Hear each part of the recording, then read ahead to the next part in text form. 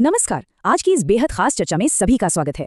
आज हम एक ऐसी प्राचीन और पौराणिक कथा की गहराइयों में उतरने वाले हैं जो धन, प्रलोभन और सच्ची आस्था के वास्तविक अर्थ को परत दर परत खोलकर रख देती है। देखा जाए तो ये कोई साधारण कहानी नहीं है, बल्कि मानव स्वभाव का एक बहुत ही सटीक और गहरा विश्लेषण है। ये सोचने पर मजबूर कर देती है कि जब पास में कुछ भी ना हो और अचानक छप्पड़ फाड़ के सब कुछ मिल जाए तो इंसानी प्रतिक्रिया कैसी होती है। तो चलिए बिना किसी देरी के इस अद्भुत कथा के हर एक पहलू को समझते हैं।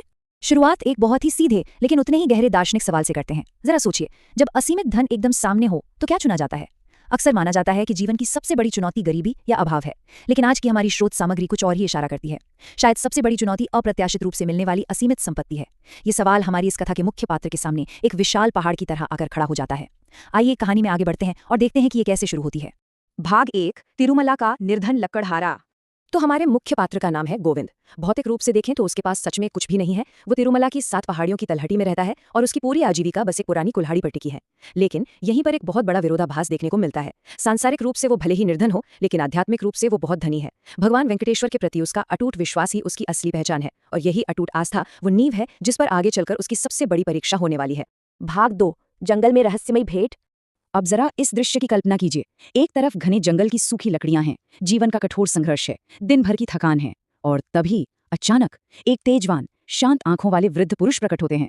स्रोत सामग्री बताती है कि वे वृद्ध गोविंद की दयनीय स्थिति पर दुखी नहीं होते, बल्कि एक शांत मुस्कान के साथ उसे सांत्वना देते हैं। वे कहते हैं कि धैर्य न खोना, तुम्हारी भक्ति का फल बहुत निकट है। ये पल, कठोर वास्तविकता और एक शांत आध्यात्मिक उपस्थिति का ये मिलन कहानी में एक नया ही मोड़ ला देता है। और फिर वे वृद्ध एक ऐसी बात कहते हैं जो इस पूरी कथा का मूल दर्शन है। वे कहते हैं, पुत्र, बस इतना याद रखना कि भाग्य बदलता है, लेकिन हृदय की शुद्धता सदा स्थिर रहनी चाहिए। ये सिर्फ एक संवाद नहीं है, ये एक चेतावनी है, एक मार्गदर्शक सिद्धांत है। इससे पहले कि गोविंद कुछ समझ पाता या सवाल कर पाता, वे घने पेड़ों के पीछे ओझल हो गए। लेकिन उनके ये शब्द गोविंद के मन में गहराई से छप गए। ये सीख मानो एक लंगर है जो आने वाले तूफान में उसे पूरी तरह स्थिर रखने वाली है। भाग 3, स्वर्ण की महान परीक्षा। अगले दिन जो होता है वो सच में होश उड़ा देने वाला है। गोविंद हमेशा की तरह अपनी कुल्हाड़ी चला रहा है। अचानक उसकी कुल्हाड़ी एक बड़े पत्थर से जोर से टकराती है। पत्थर टूटता है और फिर वहां से कोई पानी नहीं निकलता, बल्कि पिघले हुए सोने की एक चमकदार धारा फूट पड़ती है। बिल्कुल स्तब्ध कर देने वाला क्षण। कड़ी मेहनत करते हुए अचानक असीमित संपत्ति का यूं एकदम सामने आ जाना किसी भी इंसान को भीतर तक हिलाकर रख देने के लिए काफी है।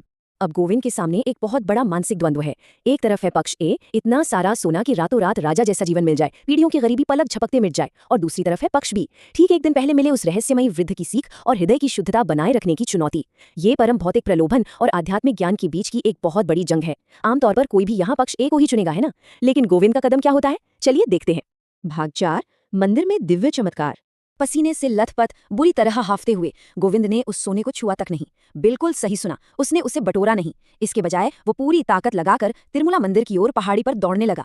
उसके लिए सही काम करना, उस चमत्कार की सूचना तुरंत मंदिर में देना, उस असीमित खजाने को छुपाने या जमा करने से कहीं ज्यादा जरूरी था। और देखा जाए तो यहीं से उसके चरित्र की सबसे बड़ी जीत शुरू होती है। और जब वो भागता हुआ गर्भगृह के शांत और पवित्र वातावरण में पहुंचता है तो जो दृश्य वो देखता है वो उसे पूरी तरह शून्य कर देता है। जहां भगवान की पाषाण प्रतिमा होनी चाहिए थी, वहां ठीक वही दिव्य वृद्ध खड़े हैं। वही शांत आंखों वाले तेजवान वृद्ध जो उसे एक दिन पहले जंगल की सूखी लकड़ियों के बीच मिले थे। यह कहानी का सबसे बड़ा चरम बिंदु है। एक ऐसा पल जहां वास्तविकता और दिव्यता पूरी तरह से एक हो जाते हैं। अगले ही पल वो रूप विलीन हो जाता है और स्वयं भगवान श्री वेंकटेश्वर अपने पूर्ण दिव्य स्वरूप में प्रकट होते हैं। यहाँ आकर ये पूरी तरह स्पष्ट हो जाता है कि वो बहता हुआ सोना कोई संयोग या किस्मत का खेल नहीं था। वो असल में उस लकड़हारे के चरित्र, उसकी निष्ठा और उसके हृदय की शुद्धता की एक बेहद कठोर परीक्षा थी। एक ऐसी परीक्षा जिसमें गोविंद 100% खरा उतरा। भाग 5, अमूल्य जीवन दर्शन। इतने बड़े प्रलोभन को ठुकराने और साक्षात ईश्वर के दर्शन के बाद गोविंद के भीतर लालच का नामो निशान नहीं बचता। वो हाथ जोड़कर भौतिक इच्छाओं का पूरी तरह त्याग कर देता है। वो कहता है कि प्रभु, मुझे स्वर्ण नहीं, केवल आपकी शरण चाहिए। और वो अपना शेष जीवन मंदिर की निस्वार्थ सेवा में समर्पित कर देता है। ये पूर्ण वैराग्य और भौतिक लालसा से मुक्ति का एक अद्भुत उदाहरण है। तो इस पूरी कथा से हमें क्या मुख्य बातें सीखने को मिलती हैं? पहला, धन केवल सुख का साधन नहीं है, बल्कि हमेशा चरित्र की एक बहुत ही कठोर कसौटी होता है।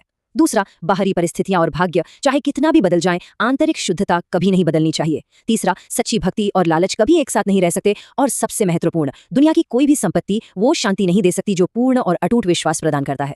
ये सार्वभौमिक सत्य हैं जो इस कथा से निखरकर सामने आते हैं। और अंत में एक बहुत ही गहरा सवाल जो हमें सोचने पर मजबूर कर देता है।